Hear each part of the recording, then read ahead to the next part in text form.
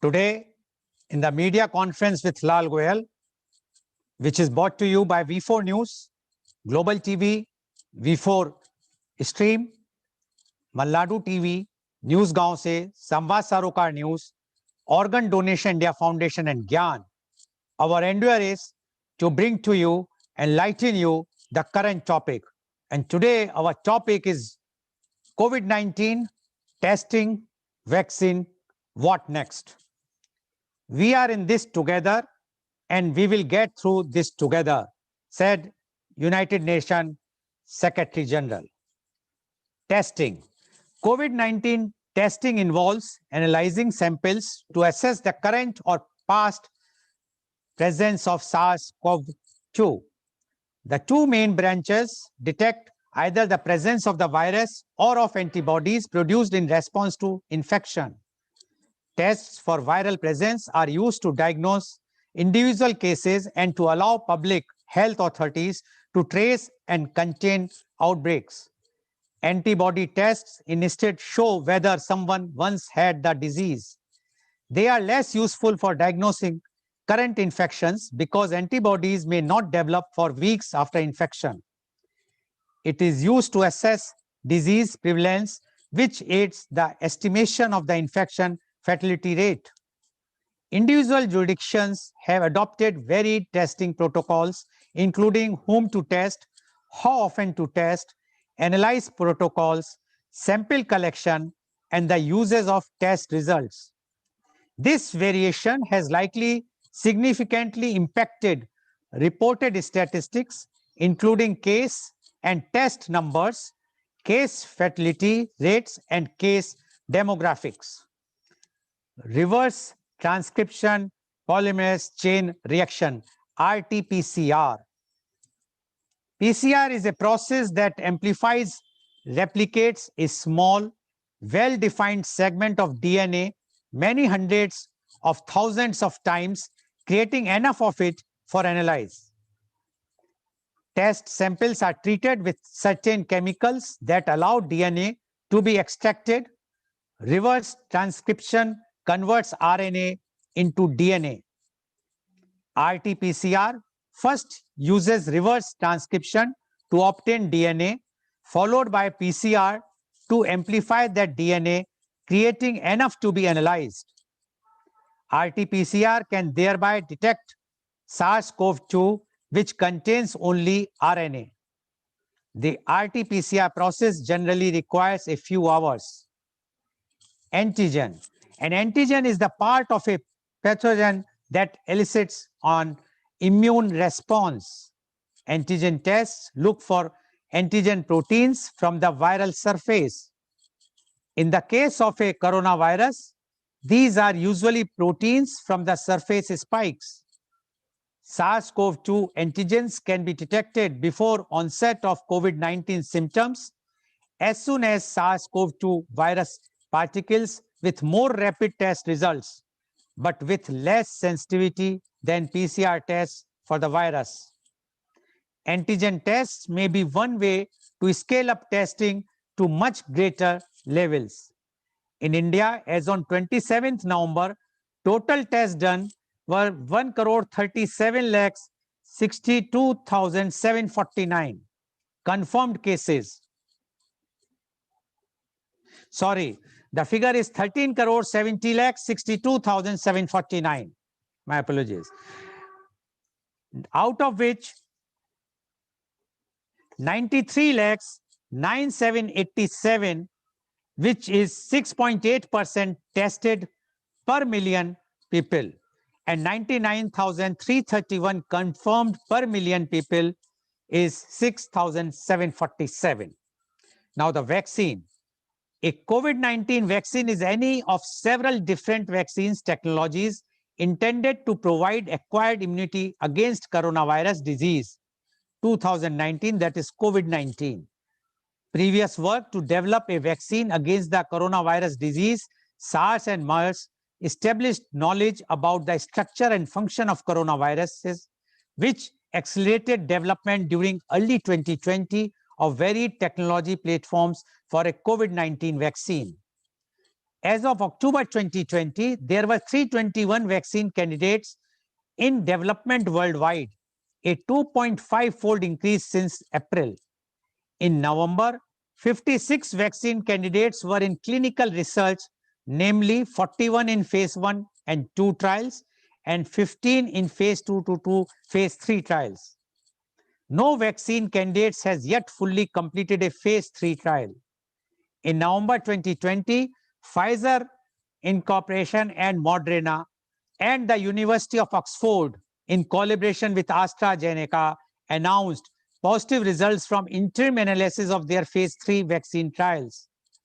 The World Health Organization, WHO, the Coalition for Epidemic Preparations Innovation, CEPI, and the Gates Foundation, GF, are committing money and organizational resources for the prospect that several vaccines, which will be needed to prevent continuing COVID-19 infection.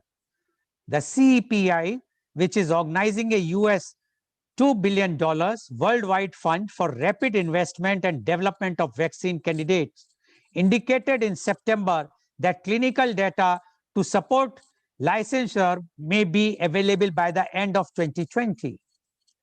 On 4th May 2020, the WHO organized a telethon which received US $8.1 billion in pledges from 40 countries to support rapid development of vaccines to prevent COVID-19 infections. At the same time, the WHO also announced the deployment of an international solidarity trial for simultaneous evaluation of several vaccines candidates reaching phase 2 and phase 3 clinical trials. And what next?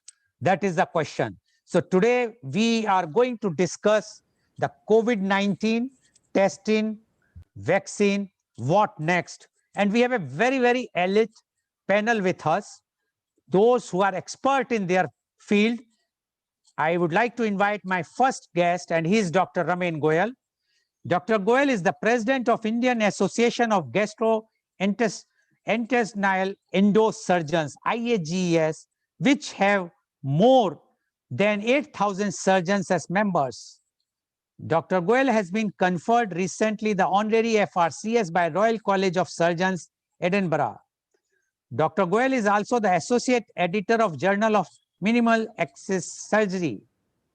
Dr. Goel is a renowned bariatric surgeon based at Mumbai. He has published many research articles and book chapters. Dr. Goel has also helped formulate national guidelines for surgical practice during COVID times. Now, I would also like to mention one more trial thing, testing thing, which was the imaging. That was CT initially include bilateral multipolar ground glass episode with a peripheral or posterior distribution. COVID-19 can be identified with higher precision using CT than with RT-PCR. The body responded to a viral infection by producing antibodies that help neutralize the virus. Blood test, serology test can detect the presence of such antibodies. Antibody test can be used to assess what fractions of a population has once been infected, which can then be used to calculate the disease mortality rate. SARS-CoV-2 antibodies potency and protective period have not been established. Therefore, a positive antibody test may not imply immunity to a future infection. Further, whether mild or asymptomatic infection produce sufficient antibodies for a test to detect has not been established. Antibodies for some disease persist in the bloodstream for many years while others fade away. So now I would like to invite Dr. Goel to give his views on the today's topic, that is COVID-19 testing, vaccine, what next? Dr. Goel, please. Thank you so much. Thanks for inviting me on this channel once again after almost 5 months.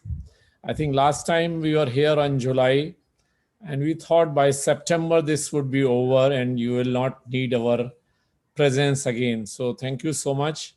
And it's unfortunate that COVID has been going on for almost 8 to 9 months now.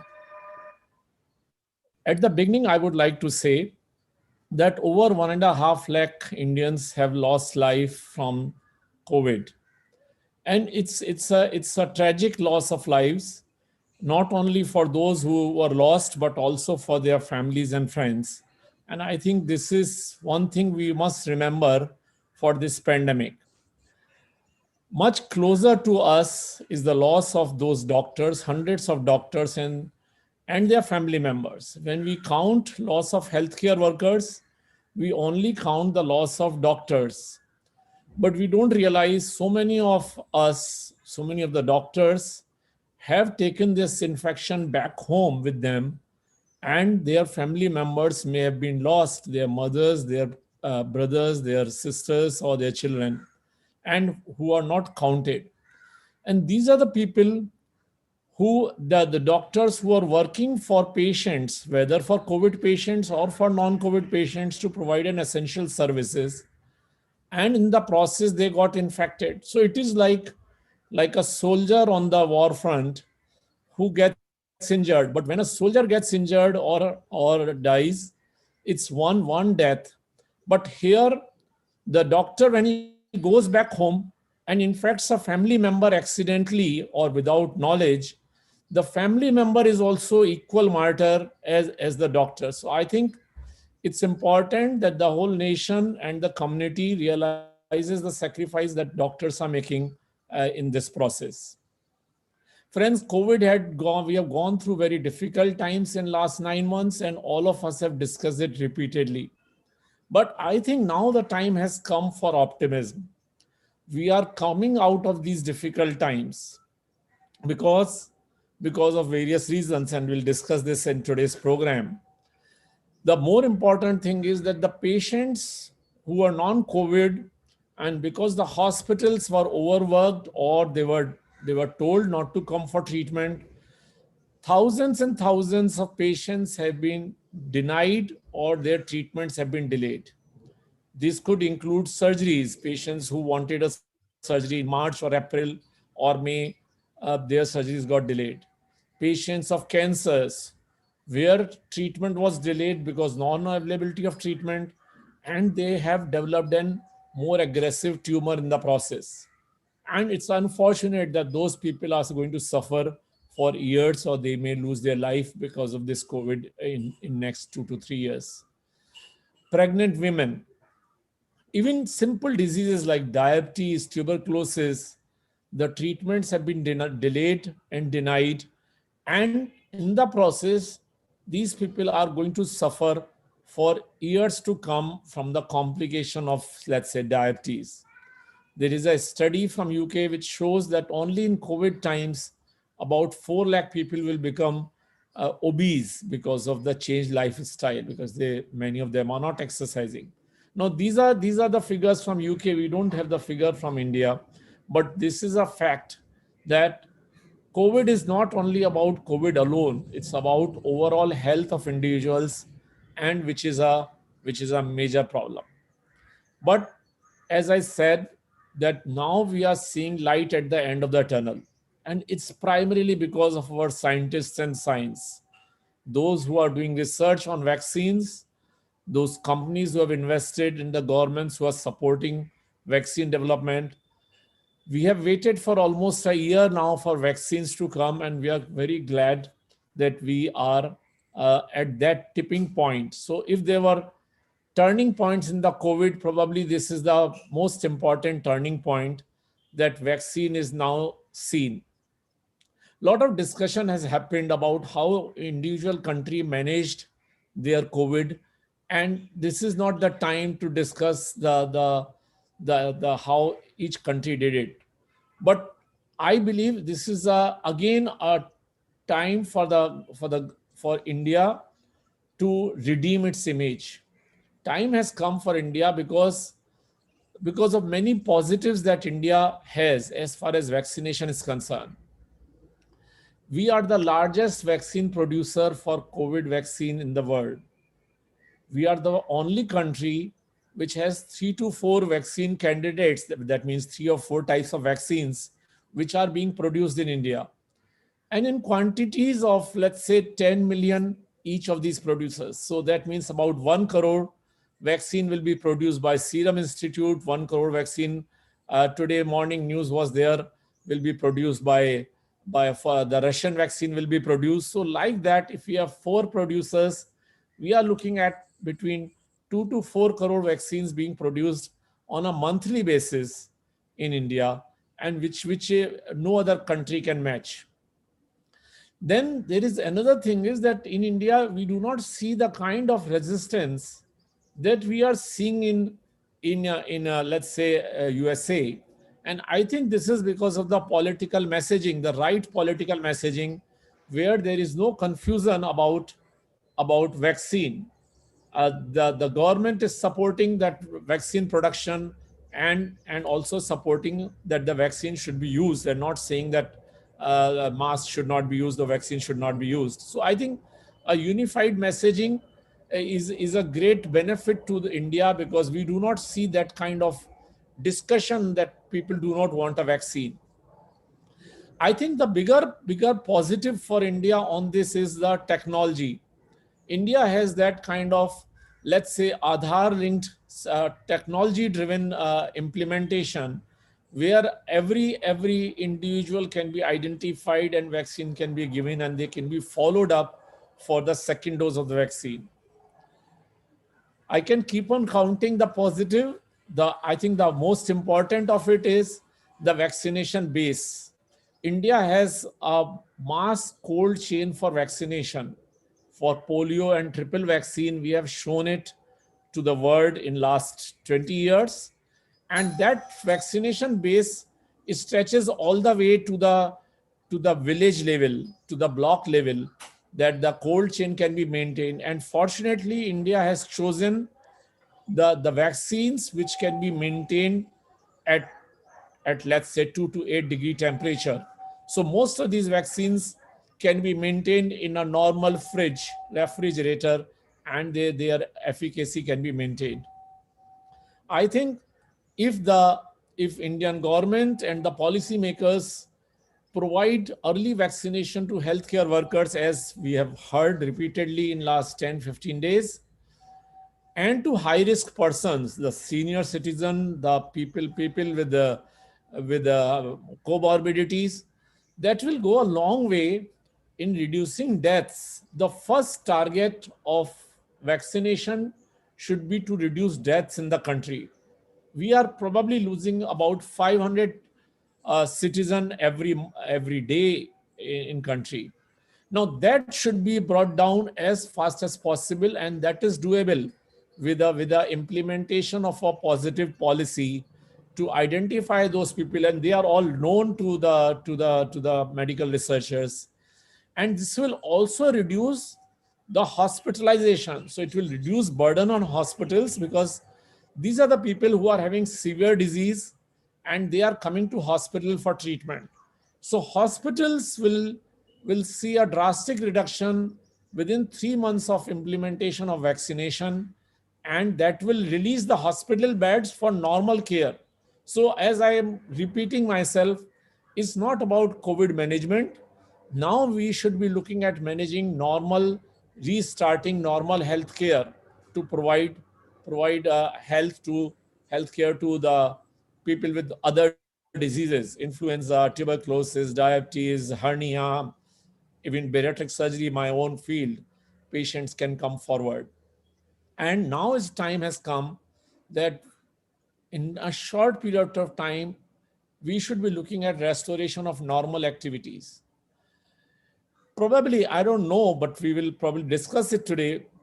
The travel can happen in the country and internationally without quarantine requirement. If somebody has taken a vaccine, why should that person be asked to quarantine? So a vaccination certificate should be enough to let the person go through seamlessly through the customs or through the immigrations. Vaccinations can restore other normal activities like weddings, like attendance in offices, like manufacturing, because this will reduce the risk of a severe disease. In our own association has decided to hold first physical conference in 1 year in May in Coimbatore. This was a prospective decision taken about a month back because we want to restore normal activity, and we are very hopeful by February all healthcare workers in India will get a vaccination. This is not only about India. In USA, we have a conference scheduled in Nevada in June. We have a conference scheduled in Barcelona in July. So I think worldwide, we are already prospectively looking at a positive outcome of from vaccine for COVID and for restoration of normal activities. And I think this is not about the larger things, even meeting family and friends. So it's very difficult to visit a friend's house without probably exposing them to the higher risk of COVID or otherwise. So I think this is a time when we should be thinking that vaccine is right there, and this is the time to accept it rather than raise doubts about it. I have seen the WhatsApp University has become active again to raise doubts about this. But I think we have always trusted science. Science was trusted when we eradicated smallpox from India and world, when we eradicated polio from India, and nobody questioned the efficacy of those vaccines. So I think this is a time where we listen to the discussion today from researchers from USA and our virologists from UAE. And I'm an eternal optimist. I think magic bullet is there. We just need to swallow it, and we need to see how it takes us forward as far as our battle on COVID is there. So thank you so much once again, and let's go ahead. Thank you so much. Okay, thank you, Dr. Goel. And according to Dr. Goel, we instead of discussing what happened in the past, we must see the forward.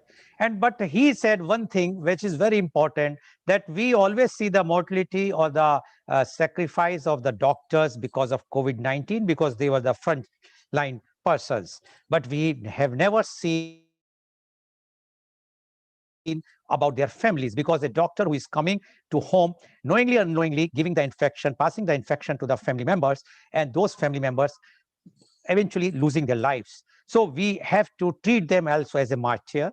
And according to Dr. Goel, the vaccine which is now coming in the, it's almost it's like a light in the tunnel. He says that vaccine, we should not have any doubts about that. Whatsoever the WhatsApp universities are creating a doubt, in India we are very positive. The Indian government is taking positive steps, and that's why our 4 manufacturers are there who are going to produce the vaccine. And according to him, by February, those the medical fraternity especially will be vaccinated. And I would like to just add in this what Dr. Goel has said. Today, our Honorable Prime Minister, Mr. Narendra Modi, is visiting all the vaccine manufacturers, and that is a very, very positive sign, because it gives a moral booster to the manufacturers as well as to the medical fraternity as well as to the public at large. Because once the leadership is taking lead, and as Dr. Goel has mentioned that in other country, although he has not named, but his indication is very clear that he was might be mentioning for the USA, that there is a confusion. We don't wear the mask. And even for vaccine, there are lots of questions. Even I am receiving on WhatsApp, many of the prominent people from USA are sending that this vaccine is of no use. We should not use this vaccine. So, but in India, as Dr. Goel said, the unanimity is there. Even the leader of oppositions or the our government, everyone is having only one aim, to save the lives, and that can be only saved by vaccination. Thank you very much, Dr. Goel, for giving your so much positive reply of about the today's topic, because we are searching what next, and you are very positive about this, and you say that we are going to sail out very soon from this pandemic. Thank you very much, Dr. Goel. Now I would like to invite my next guest, and she is Dr. Nishi Singh. Dr. Nishi Singh is a physician from University of Delhi. She pursued her postgraduate studies in medical microbiology and virology at the London School of Hygiene and Tropical Medicine, UK. Dr. Singh was awarded the Fellowship of Royal College of Pathologists, UK in virology in 2000. She headed the Department of Microbiology, Pathology, and Infection Control teams at Dubai and Rashid Hospitals, Dubai Health Authority till 2003. She is adjunct professor of virology and infectious disease at the College of Medicine, Khalifa University, Abu Dhabi, and consultant virologist at Conceive Gynecology and Fertility Hospital. Welcome, Dr. Nishi Singh, to our show. Dr. Nishi Singh, you have heard what Dr. Goel has mentioned, and he is very optimistic, and he says that very soon, once the vaccine will be there, this fear phobia what we are having today, and how at least in India, that senior citizens are confined to the houses and the people are not going for the normal working. And according to Dr. Goel, everything will be normal, especially when the manufacturing activities will be there. People will start going to the offices, and the hospitals will start working normally, which according to Dr. Goel, nowadays the hospitals are not working normally. The patients which require the treatment have to go back because of the COVID-19. Now, we would like to know from you that COVID-19 testing, vaccine, what next? Dr. Nishi Singh, please. Thank you, Mr. Goel, for your very kind introduction and inviting us back on the panel again. And like Dr. Raman said before me, that 5 months ago, we did not realize that we'll be here to discuss the ongoing pandemic with such high numbers even today, which is really a cause for concern for all of us. And Dr. Goel also very poignantly describe the agony of not just the doctors and frontline healthcare workers that we are losing, but also the impact on their families and, of course, to the society at large. Now, I'm going to be the devil's advocate here because, unlike Dr. Goel, who is not a practicing clinical virologist, there are very big questions still that remain to be answered, both on the front of testing as well as vaccination, before we roll it out to a prospective population of 7 billion people in the world. So I think I'm going to go one by one and discuss each, because also, as you mentioned, when will the people be able to lead normal lives depends on what we are doing to test them and what we are doing to contain and isolate the infection. So I think at one point you also gave a very kind introduction about the number of tests that we use and the kind of tests we use. So I have, with the experience of, actually we have completed 1 year of from the first index case in Wuhan, which was way back on the 19th or the 17th of November last year. So it's really years worth of experience that I would like to review when we talk of tests as well as vaccines, which probably started from January onwards.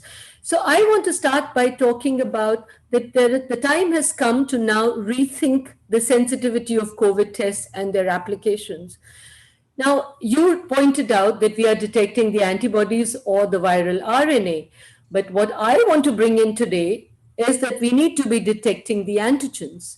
We need to be detecting the viral proteins, because the question is not how well the molecules are detected in a sample, but how effectively the infection can be detected in a population by the repeated use of given tests as part of an overall testing strategy. Because this is where the application of testing for the population comes in. Now, the regimen of regular testing works, like a COVID-19 filter, because the minute we say this person is positive, then we put the patient in isolation and quarantine him, which is also a serious cost to the economy. Because remember, taking active workers, or especially active healthcare workers, out of their work is a very important decision to be taken. So we really need to understand that now that the pandemic is so widespread in the community, which test are we going to depend on for as a COVID-19 filter? So what is happening is also that a lot of infections are asymptomatic. And then are we doing the right test to screen out the asymptomatics? Now, this requires that the testing regimens that we're going to use as COVID-19 filters should be that how often are we going to use the test, to whom are we going to apply this test, and when in the course of infection it works the best, and how soon is the result given back to us so that we can take the effective steps to contain this infection in the community. Now, to my point, the way forward is point of care testing because it is inexpensive, it can be used frequently by anyone, and it also has high sensitivity in detecting so that we have time to act. The turnaround time is so short as well. So now, if we can have inexpensive tests and then isolate and filter out the people who are positive and who are shedding the virus, we really must look towards that. We are not here to detect for clinical virologists. That is not as scientists that we want to see how long the virus persists in the body, because let the researchers do that. We have to now roll out a test that is not so sensitive as a RT-PCR, which is also detecting the well-described tail of RNA that stays in the patients who have recovered from illness after 3 to 5 days and yet remain positive for 28 days, 30 days that I'm seeing in some of the patients. And we're still keeping them as positive and shunning them. And they're not allowed to go back to work because we want a test negative for them to come out. So my point is that, and also the whole inherent process of doing the RT-PCR, the cost, the sample collection, the centralized lab, the expensive equipment, the of course, and then the delay in the turnaround time, because by the time the result comes back is 2 to 3 days. So really, we do not want this very high level analytic testing because really they are failing as COVID filters, and the infection has continued to spread in the population because they are not picking up the asymptomatic test. So what do we have now to offer to the community? I think that the lateral flow antigen test, something like the pregnancy test, everybody in the community now know. Now, how many of our generation and senior generation had the ease of doing a pregnancy test just from a pharmacy? If we could have these lateral flow antigen tests, which can do a detection test, they may not be as sensitive. The detection limits are 1,000 to 100-fold less than the PCR. But do we really want? Because what we want is to isolate people who are actively shedding the virus. And these tests work very well, both in the asymptomatic as well as people who have recovered from illness, to sift out the shedders from the ones who have recovered from the infection. Now, I think this is very important because at this point in the pandemic, we have to cut the chains of transmission. We have to isolate the ones who are actively shedding the virus, not the ones who have RNA positive for even 30 days after having recovered from the infection. And the cycle threshold is so high that really the amount of virus that they may be carrying in the body is very, very small. So we really need to move forward with imaginative strategies to make sure that we isolate the shedders from the ones who are just carrying the virus. And I think FDA has recently approved the emergency use authorization of the Binax from Abbott and various other ones that may be available in local markets worldwide. Now, we also have to, therefore, the regulatory agencies have to then modify the approval process to roll out these tests, which are inexpensive and easy to use and do not need any instrumentation. Now, here I'll take a minute to also share with you what UAE has done, because I live in practice here for the last 30 years. Now, one of the tests that has worked very well is a laser-based diffractive phase interferometry that the Emirates between, like the states, in like Dubai, Abu Dhabi, Sharjah, they were using to screen patients who may be positive. Now, this is a very innovative test where the results are available within seconds, and you just do a blood test, the result is available within seconds. Anyone who tests positive, then we do the confirmatory test by PCR or antigen test, but at least it picks up the signature of cells which are which have a different shape or size based on infection. So this is an amazing tool that we have, that was developed in UAE by the artificial intelligence cloud computing labs here. Now, the other thing that, so it's a very non-invasive and user-friendly test. So very good to screen out the positives.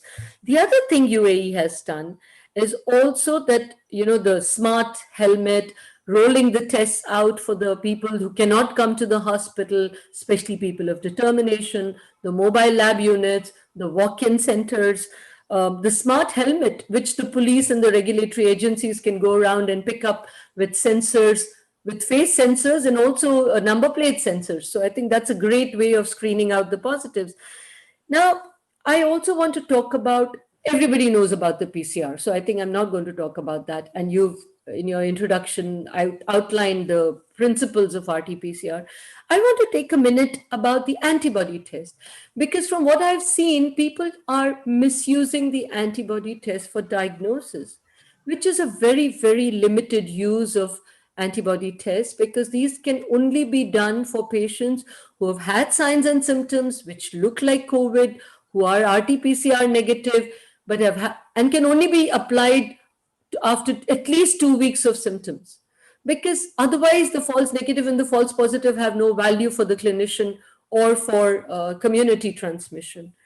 The other use of antibody tests in children who are now coming down with the multi-system inflammatory syndrome.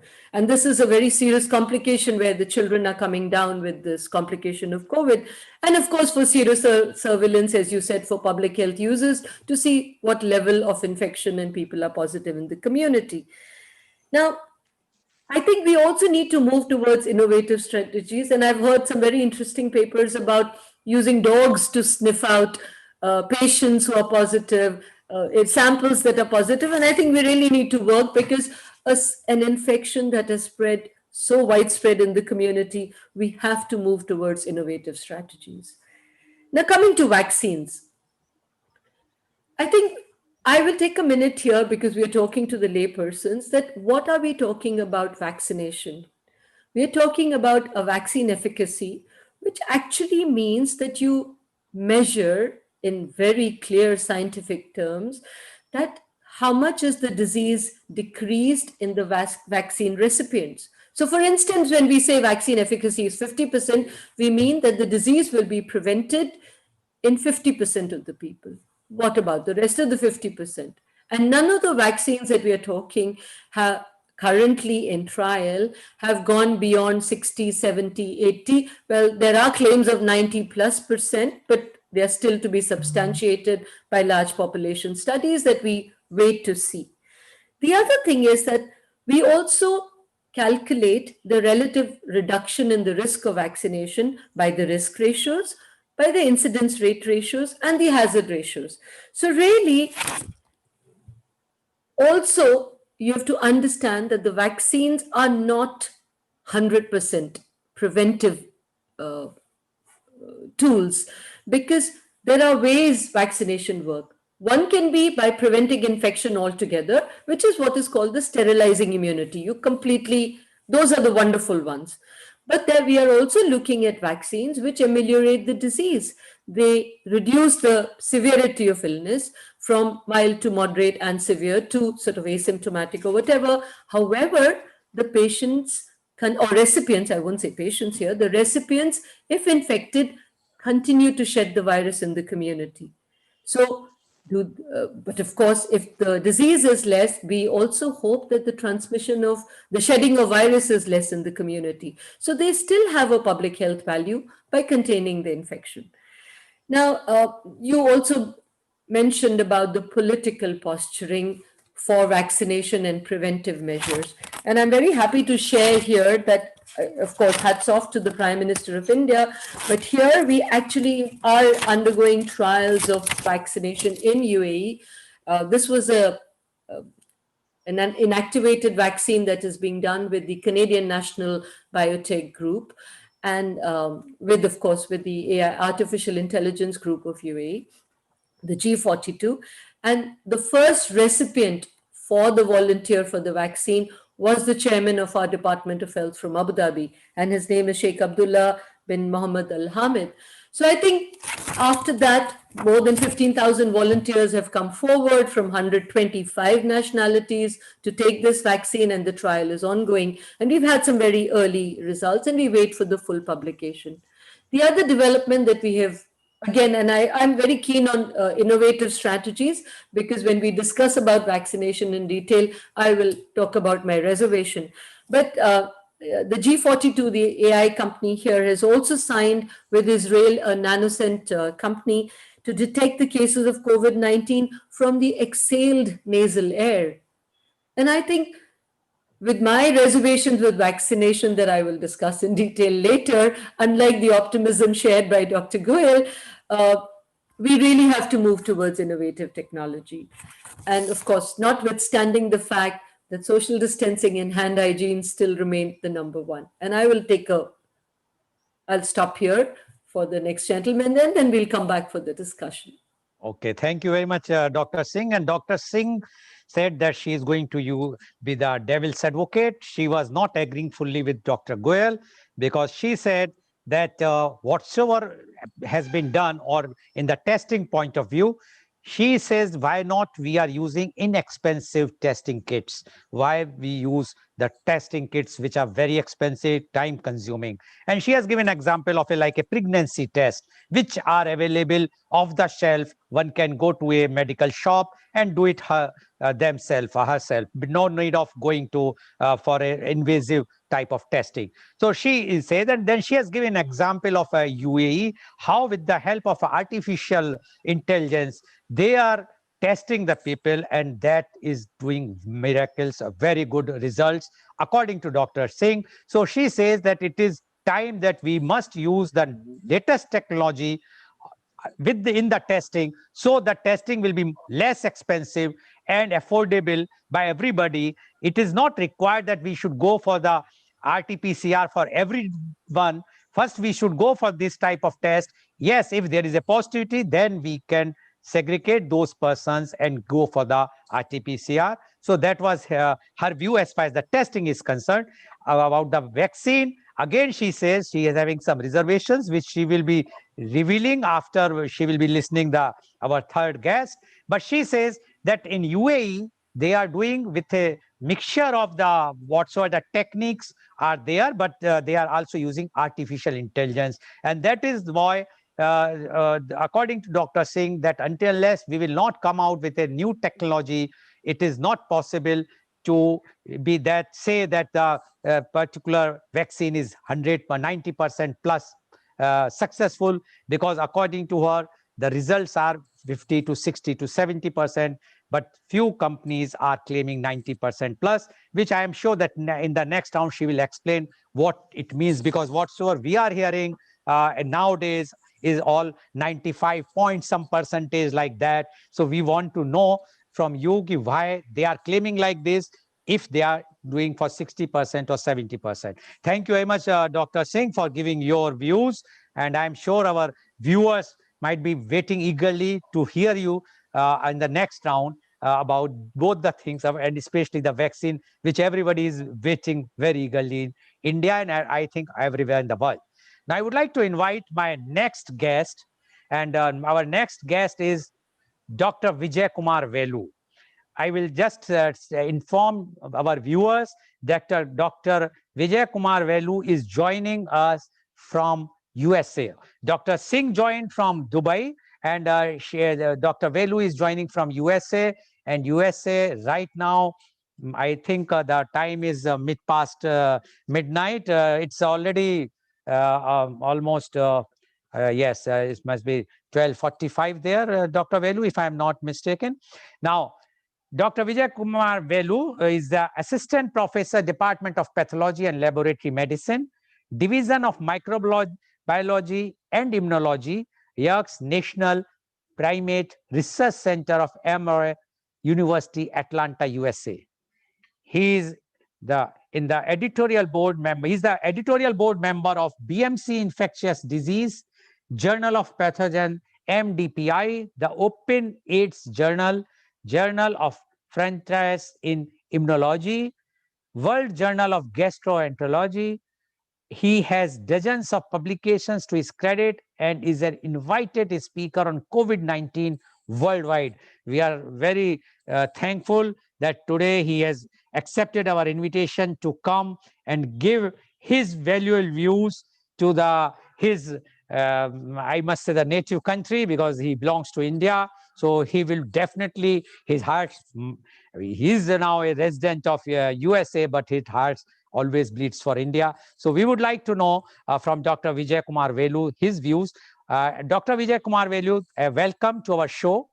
You have already heard what Dr. Goel has mentioned. He is very, very positive. And you have also heard Dr. Singh. She has given a mixed bag about the testing and the vaccine. But we would like to know now from you, the COVID-19 testing, vaccine, what next? Dr. Vijay Kumar Velu, please. So thank you so much. I guess I'm audible. Yes, please. Thank you so much for the organizing committee, Dr. Raman Goel, Lal Goel, and happy to share the dais with Dr. Nishish Singh as well. Yeah, of course, this world is almost in debate of vaccine or not vaccine. And in fact, today we are also seeing the same thing. I fully support the vaccine concept. Again, get a good vaccine, efficacious vaccine is not easy task. So, so to start with, there are like 300 and more vaccines are in the pipeline right now for COVID-19, and then 34 clinical trials is going on, and out of which 3 to 4, 5 vaccines are almost in the end of the phase 3 clinical trial. And then everybody is using different technologies. For instance, in US, we have a RNA-based vaccine, mRNA-based vaccine called Moderna. It has like greater than 95% of efficacy. So far, they've been, they announced it in a week ago or so. So same is true for BioNTech. It's a Pfizer and BioNTech collaborate company that they also announced that almost 95% of efficacy in phase 3 trial. Again, when it comes to AstraZeneca, the one that is Oxford and collaborated with the Indian people, that they were also trying to claim that they have 60 to 90% of efficacy. So in terms of the vaccine, of course, for any infectious diseases, you need definitely a vaccine. And then in terms of country concern, like India, so we need definitely a vaccine. For instance, US have almost 350 million population, and then we're struggling to really control the infection. So the infection is going high. We have strict measures, and we have every public health measures implemented, but still the infection is going high, irrespective of any given public health measures that is strictly followed in every sector of the government. So if you compare the same thing with India, particularly in India, so we don't think that we do have that particular strict measure. We do have it, but the thing is that we lack contact tracing. Even the US has contact tracing.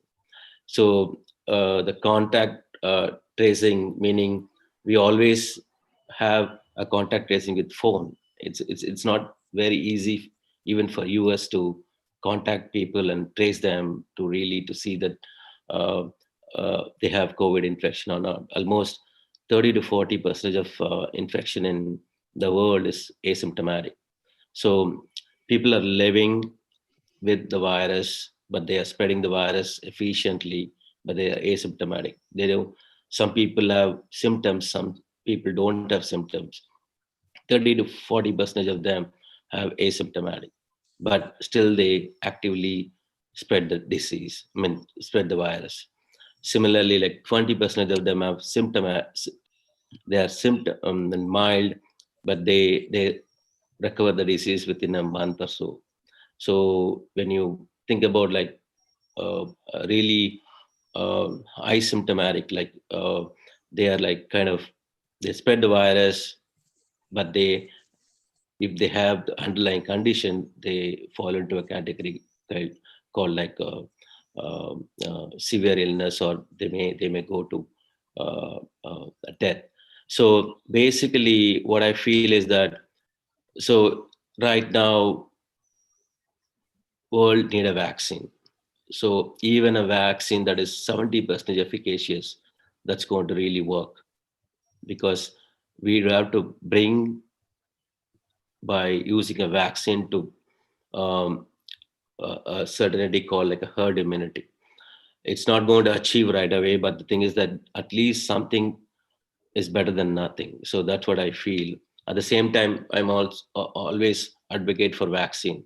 So vaccine really do very good, and we have many vaccines. At least in the past 3 to 4 weeks, there is an announcement that there are many vaccines that's actually crossed phase 3 trial with a very good efficacy, like more than 90% of efficacy.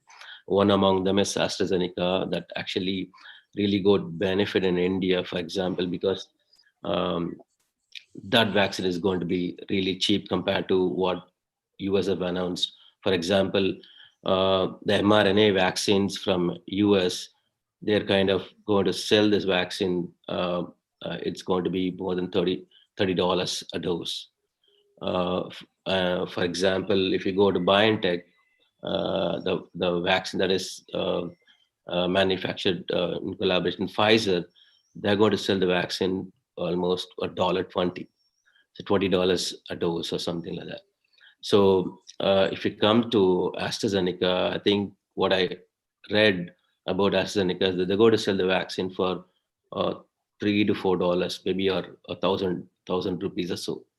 So in a country like India probably will get benefited with the vaccine, like with a like AstraZeneca, or the cheaper vaccines, because we have on 1.3 billion population. So it's very tough to vaccinate everybody with an economic level. So vaccine like cheap vaccine and efficacious vaccine is going to help India. So that's what I feel in terms of the vaccine.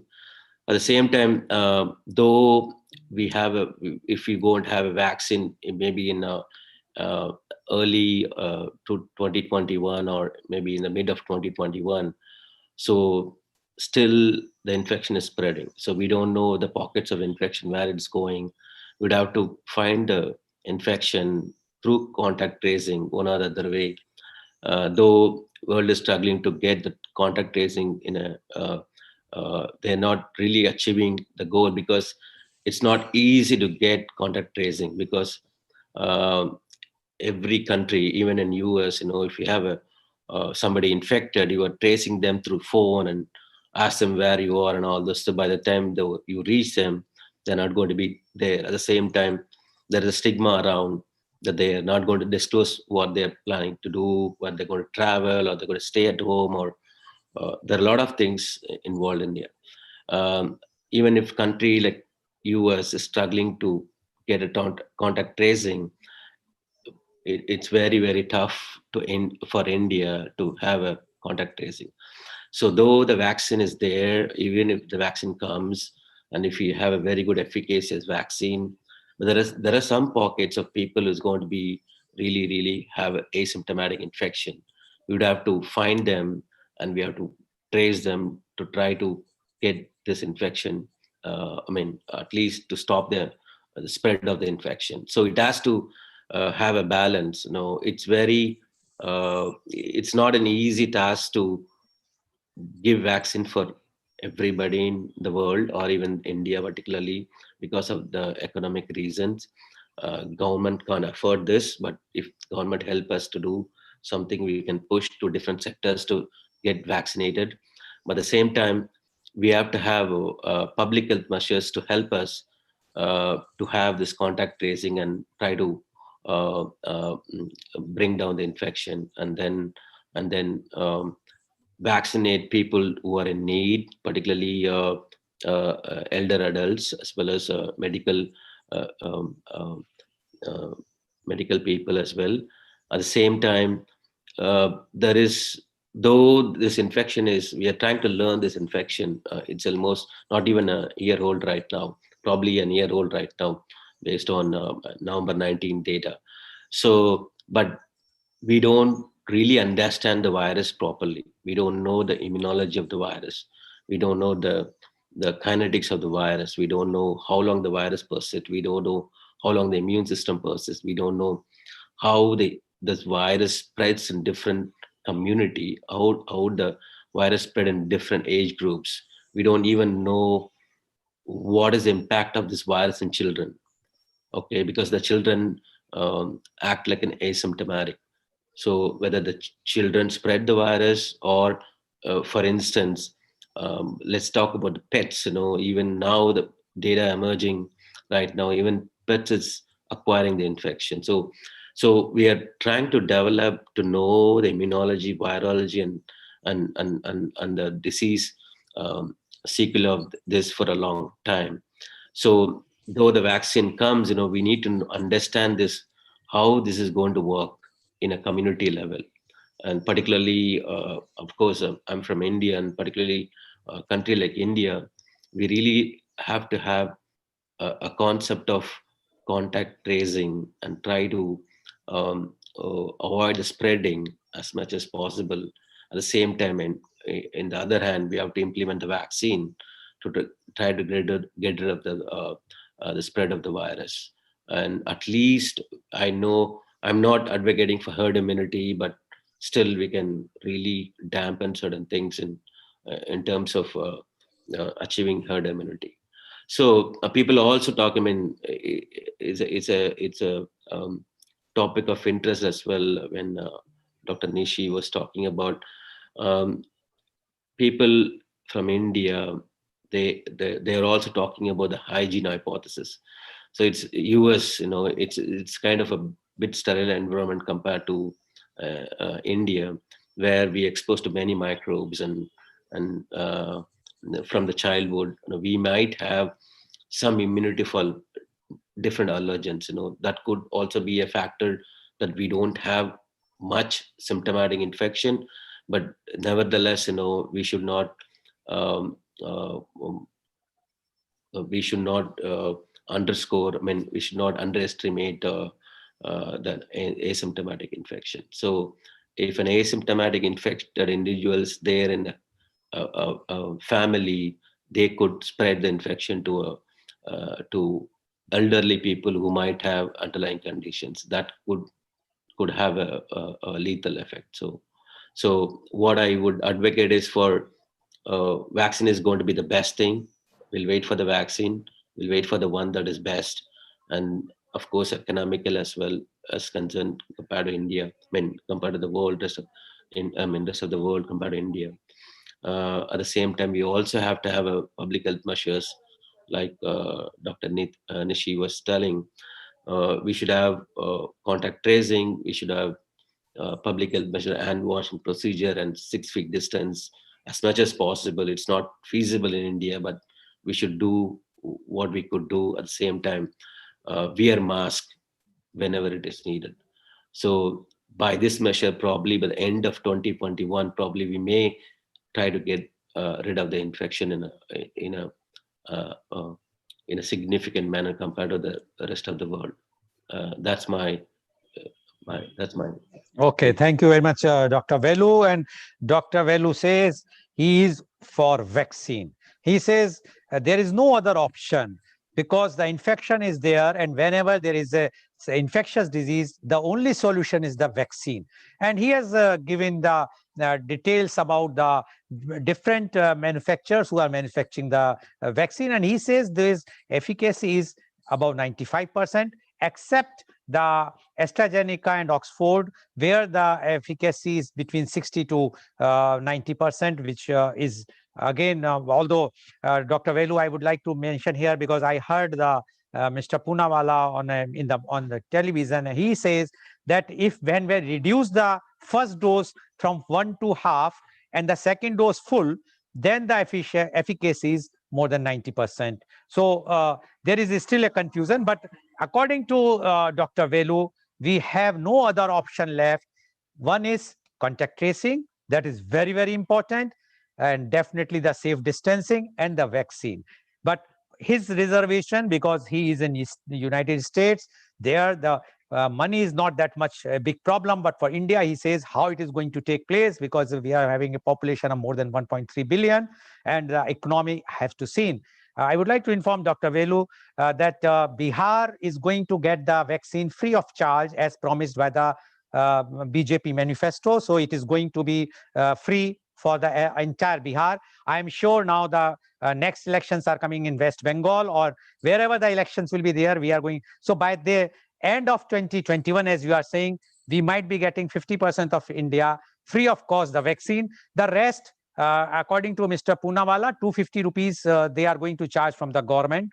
So that much money, and of private they are offering for 600 or 700 rupees, although they are planning to keep an MRP for 1,000 per dose, which they have mentioned. So let's hope, I am sure that with the full support from the government of India, those who need, who are needy persons, who are below the poverty line, will definitely get free of cost the vaccine. After all, it's going to save the lives, not only for them, but for entire country, or I must say the entire world's population. Thank you very much, Dr. Velu. Yes, I am really, we are thankful to you that you are joining at this moment and still giving your views, positive views. That is very, very good.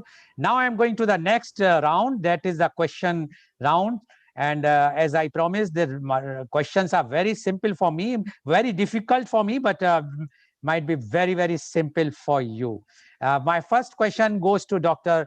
Raman Goel. Dr. Goel, now that we have COVID across the country in large numbers and tests are available on demand, do you think number of reported cases reflect true picture? What can be done additionally to have realistic numbers? I would like to add one thing. President Trump, in his debate, which we have also heard in India, he made very clearly that three countries, China, Russia, and India, are falsifying, are doing fraud by hiding the actual test and the actual reports. I can't comment because it's a President Trump who is still the president up to at least 20th January as per the latest reports. We don't know the future.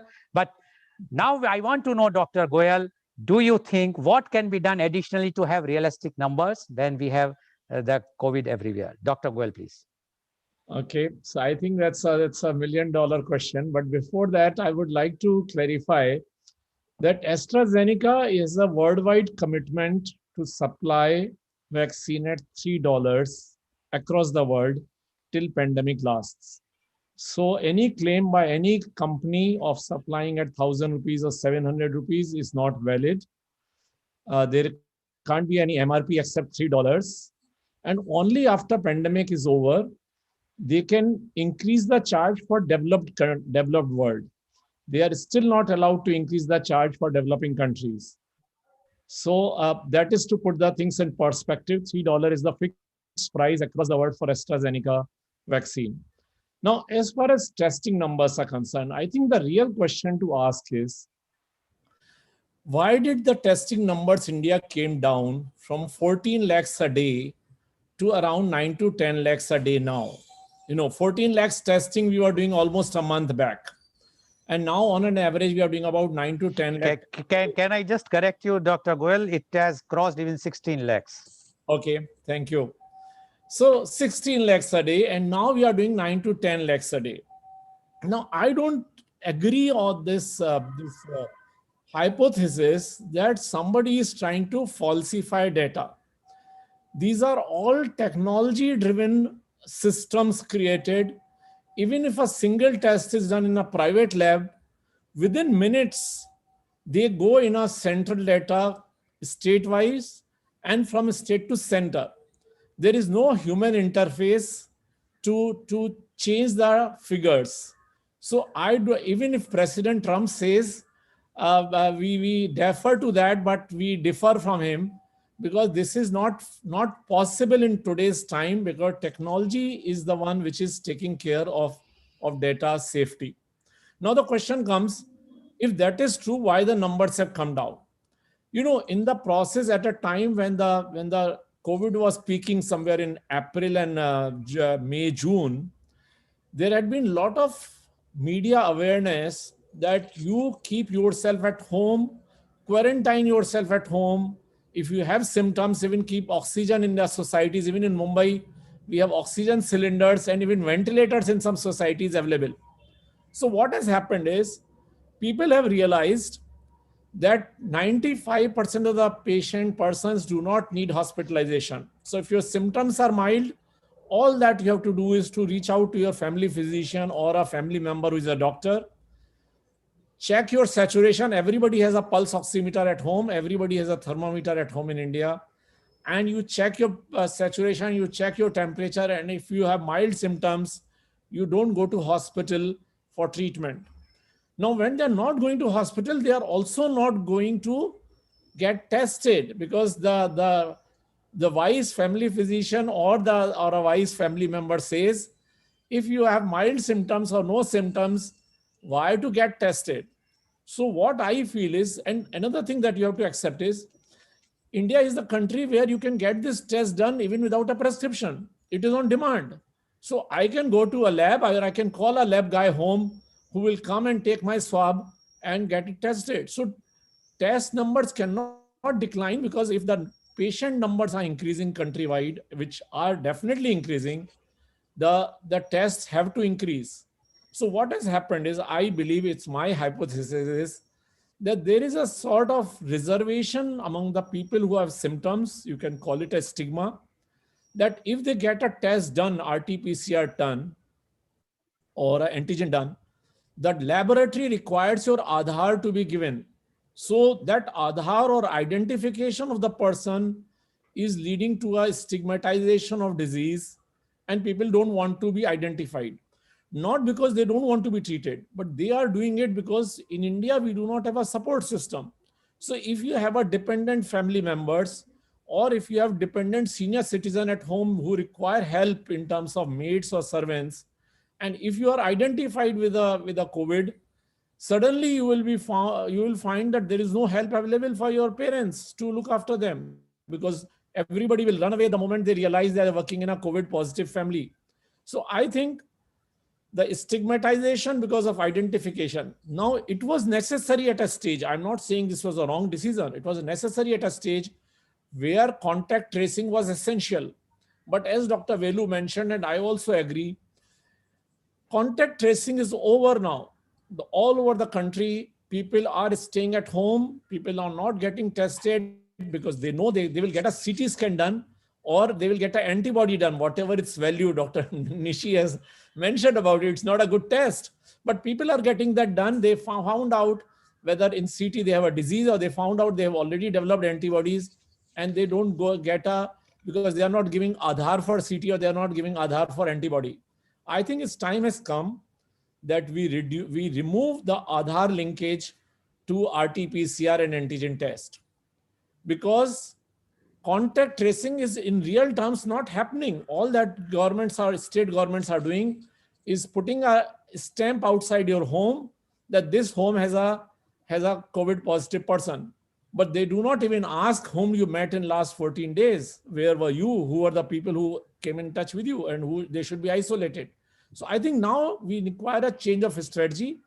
And if that change is done, the answer to your question comes, the testing numbers will increase many-fold in this country. And because tests are not happening, the number of identified patients are also less. So I think it's a chicken and egg and chicken situation. What comes first? I think the only thing that we require is to remove the stigmatization of the test, and the numbers will drastically improve, and people will get treatment properly, because then they are openly talking about it, like they talk about malaria, or they talk about all other disease. They will talk about it with their family doctors, because they will have a report, and they will go to hospital the moment they become serious. Thank you. Thank you, Dr. Goel. And according to you, stigmatization of COVID-19 to be removed. I'm sure this is a good suggestion. Let's hope that the government of the day will take cognizance of this. Now, I would like to ask Dr. Nishi Singh. Dr. Singh, you have stated in your last program, which was held in somewhere in July, that virus is mutating. Do you believe that virus mutation is likely to affect treatment and vaccination efforts which we are going to have? Yeah, thank you for reminding me. But ever since July, I think when I talked about some 700 genomes being mutated or being sequenced and the mutations being outlined, I think the last I heard was over 5,000 genomic sequences of the virus are available.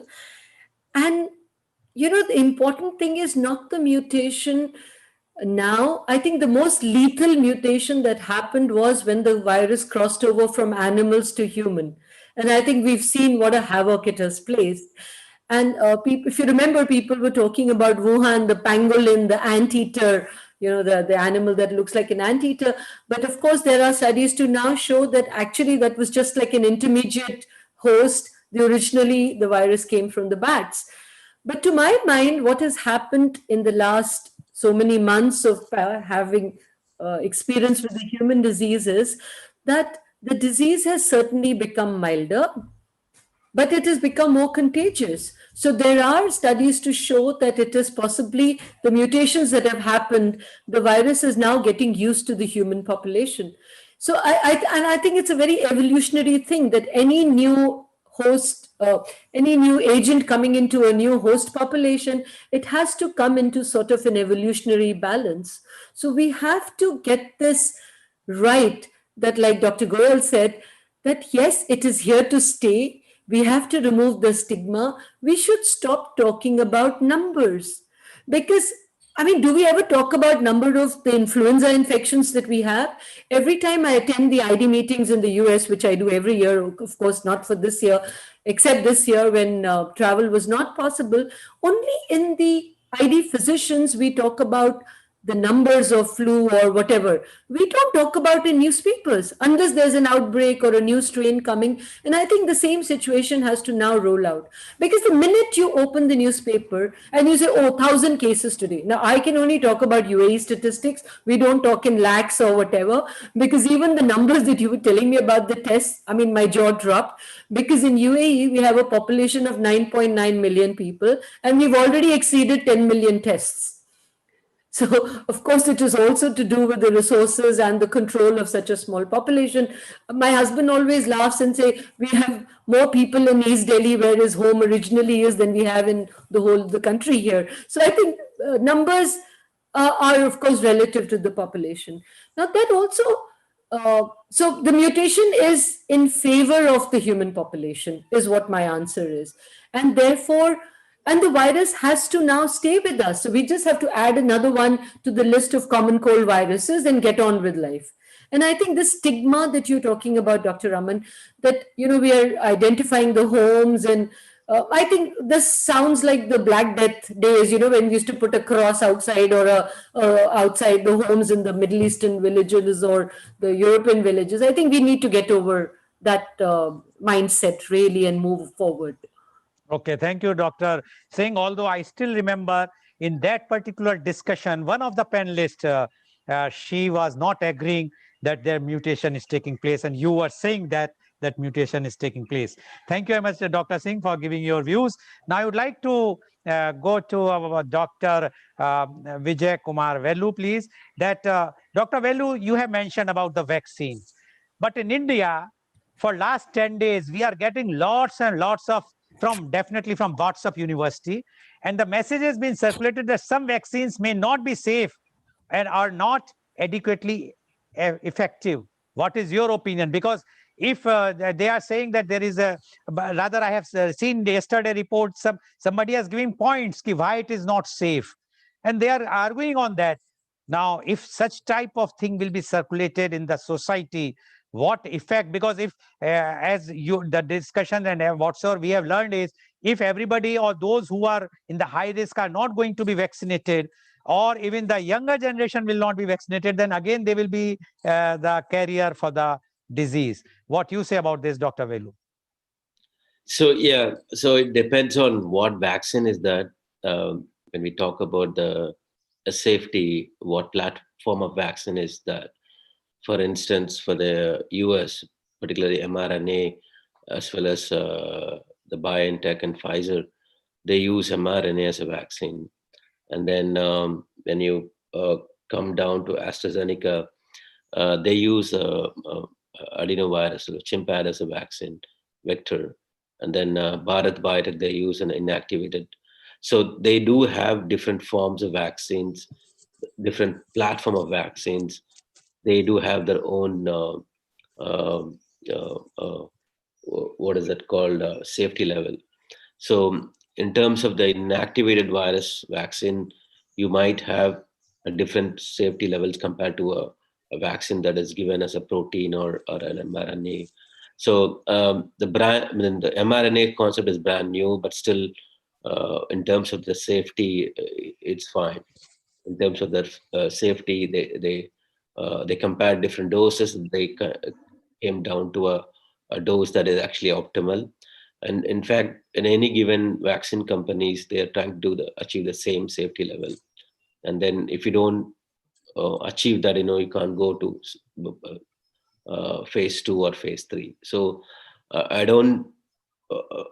Safety is like, it's almost right now. I can't comment on it, but at the same time, what I can lean on towards is safety is not going to be a big concern because of many doses has been given so far, and we don't have any serious vaccine safety concerns so far in any given vaccine. I don't want to advocate for one particular vaccine, but we have known right now many thousands and millions of people have been vaccinated around the world with different forms of vaccine, and we never heard any drastic effect so far. So with that as at this point, that's what I can tell. But I'm not telling that it is safe, and at the same time, not telling that it's not safe. So what I'm trying to tell you is, so far with the data, we have to go with the data what we have right now. So in terms of the data, many people have been volunteered to have vaccine. Many people have been given vaccine, and the safety concern seems to be pretty much good in terms of vaccine across different companies and different formats and different platforms. So with that, at this point of time, we have to react with this pandemic. We have to try to get something better than nothing. And something, I'm not telling that we should take this way. What I'm trying to tell is something that is the best to really give something for the public, for the safety. So we have many generations to come. We have many elders to take care. We have many medical fraternity to be taking care and all the stuff. So we need to be go fast at the same time with a safer hand to have a very good vaccine. So I'm more towards vaccine it's going to be safe so far. Okay, thank you. So according to you, we have to go, no option left. We have to go for the vaccine. Something is better than nothing. Okay, I would like to go to Dr. Goel. Dr. Goel, in your last program, if you remember, you recommended local lockdowns. Now, many states have started doing night curfews recently in Punjab, in many cities of Gujarat, Madhya Pradesh. Do you think, and they have started this weekend lockdown also in Delhi. Do you think this is the way forward? So, But just please be brief, because we have a paucity of time. Yes, please. Sure. So I think lockdown, when I mentioned last time, and now it's the same thing. At that time, lockdowns were to spread, to restrict the spread of disease, to restrict the people coming in contact. But now the disease is already widespread. So at this moment, if lockdown is at all required, it is only to reduce deaths in hospital, to reduce burden on a healthcare system. There is no other reason or logic to implement lockdown at this time. That is in my perception. So only those cities or communities where hospitals are getting overwhelmed, lockdown must be implemented so that the hospitals have infrastructure to accommodate people in their ICUs. But if hospitals have enough beds, I don't think lockdowns are required in any city at the moment. Okay, thank you, Doctor. Dr. Nishi Singh, you have heard Dr. Velu, and he said something is better than nothing. What I can say, it means we have no other option. In Hindi, एक और कुआं एक और खाई है. We have to choose one of that. Do you agree with this? With that we are hoping for last 8 months about the vaccine. It is like that you are showing a hope to a child. See, something is, if you do this, you are going to get this toy very soon.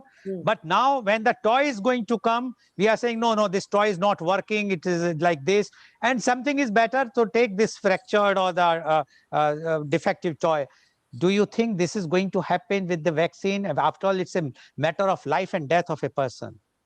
Well, let me make it very clear that I'm not against vaccines at all. I'm an ID physician, and I think we can take singular credit in the last 50 years for having worked to eradicate diseases. I have actively been involved in the acute flaccid paralysis surveillance for polio. We reported the last case in UAE way back in 1993, and I reported it. So I am all for vaccination, and my children, who were probably the first recipient of a number of vaccines that first came to the world. So I am not against vaccines, and I want to put that on record. My only hesitation now is that what type of vaccine? We are using and trying to roll out technologies which have been fast forwarded in the trials. Normally, any vaccine would take 4 to 6 years to be developed. And these are when we are using the old tried and tested technologies of using other viruses, adenovirus vectors, or a killed vaccine. We haven't had the time to make a live attenuated vaccine at all. So tried and tested technologies, almost a century old or even centuries old, if history of medicine is to be believed, is fine. But we are trying to roll out technologies which are very, very new. And remember, when we roll out vaccination programs for billions of people, we have a singular responsibility as scientists to make sure that nothing happens to normal people, because there's one thing treating a diseased person and one thing doing an intervention, a medical intervention, which a vaccine is, to normal people. And that is where I want to be sure as a virologist that what we are giving to a population, we have solid scientific data. And I'm sure all of you are reading the papers and the WhatsApp University, as you call it. There have been some very serious doubts raised about the clinical trials. Now, we also know that commercialization of medicine and the vested interests are predominant in the world, because that's the way the world works. So if there is even a whiff of any scandal or any hiding of data or falsifying data, that will ask intelligent people to ask questions, and they have every right. I also then want to share with you that the government of India already has rolled out the vaccine that is being manufactured by the Serum Institute is safe, yes, because it's a killed vaccine. We have 100-year experiences with killed vaccines. I'm not worried about that, and I'll be very happy if everybody is given it. But yet, you should be aware that the government of India, Additional Secretary of Health, has sent out a letter for all vaccination centers to be ready for adverse events, because any protein given to any population is bound to have its reactions. So the adverse events following immunization, authorities are already ready to face that. So yes, but here when we measure the cost and benefit, risk and benefit, of course the vaccines are beneficial. My hesitation is with the newer technologies. Okay, thank you, Not Dr. Singh. in big populations, and that is the. Okay, thank you, Dr. Singh. Because of the paucity of time, my last very short question to Dr. Velu, just say yes or no. Shall we wait for some more years, Dr. Velu, for getting the safe vaccine? Because why should I means anybody should risk his life or her life just because the government is saying take the vaccine, And if the vaccine is that nothing, something is better than nothing, but I don't want to risk my life. I can be isolated myself for another 1 year or 2 years. I will just see that when the vaccine is safe, then only I will go. Just in a very, very short time, can you just reply for that, Dr. Velu? So thank you so much. That's thanks, Dr. Nishi Singh, for pointing this out. Of course, we don't see a vaccine similar in terms of this fashion earlier, because in this case, what I feel that everybody is trying to work for a vaccine. Government is work for a vaccine. Doctors work for a vaccine. Scientists like me work for a vaccine. In fact, volunteers who really wanted to. So the thing is, everybody is trying to fast track this one. It's not only one sector is fast tracking this one. So I have to save my mother in India. So I need a vaccine. Everybody is trying to fast track this. Not only one sector is fast track. At the same time, we have to, the scientists, as the doctors, we have to have a gate. Whether that is passing the right thing or not. That's everybody's game. So the government sector is to have a control of the safety. Then we have to implement that. So in this case, I'm not trying to tell no, the companies are pushing it out. It's not only the company. For the world needs to be addressed for this pandemic. Every given bit and pieces of country is actually having lockdown. They are working hard. They're staying at home. They're compromising everything for a vaccine. That's what I think. It's not only everybody's working on it. Okay, thank you very much, Dr. Velu. So today you have seen that testing, vaccine, what next? And the question still remains unanswered, because although the doctors try to give the answer, but there is again something is better than nothing. We are human beings. We are not guinea pig. We can wait. Like doctors generally write prognosis explained whenever you go to a physician. Why? The doctor, the sciences have gone up so high. They should explain us very clearly. Yes, it is going to have these side effects. If you can wait, please wait for 1 year, 2 year more. Why should I risk my life just because the government or a scientist or a doctor is saying, no, it's my life. My family is going to be suffering if I am going to die. So the thing, the viewers, you have to choose. But only thing is, there is no other option. And definitely, as all the three panelists says, that government is trying their best to see the safety measures. And I'm sure no government or no doctor or no scientist want anybody should die because of the misuse or the side effects of the vaccine. Thank you very much for joining us today. And today's program has been live telecasted by V4 News, Global TV, V4 Stream, Malnadu TV, Newsgaon Se, Samvad Sarokar News, as well as it was shown live on Facebook and YouTube. And our endeavor is to bring to you every day very, very serious topic. But as you know, tomorrow is Sunday. We have to relax because after all this, the entire week, and yesterday also, because yesterday we have 3 conferences on organ donation, because yesterday was 11th Indian Organ Donation Day. We were so hectic week. So tomorrow is a relaxing day, and tomorrow media conference with Lal Goel at 10:30 a.m. is Geet Mala. Yes, with the songs, and my guest will be Mr.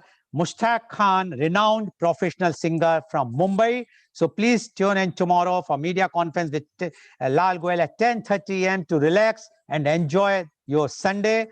Thank you very much, Dr. Raman Goel. Thank you, Dr. Nishi Singh, and thank you, Dr. Vijay Kumar Velu, for joining and giving such enlightening news facts about COVID-19 testing, vaccine, what next. Thank you, all the viewers, for watching our show. Thank you very much.